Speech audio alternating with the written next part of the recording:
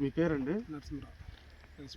పేస్పాడు. ఏ ఊరు? పేస్పాడు, పల్నాడు జిల్లా, క్రోసూరు మండలం.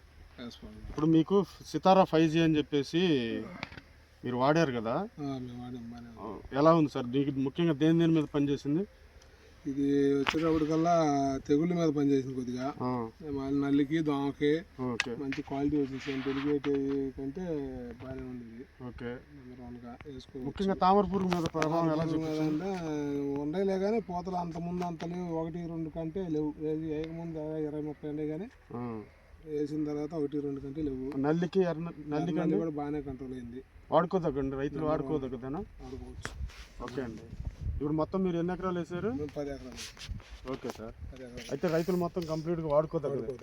ఓకే అండి, థ్యాంక్స్ అండి.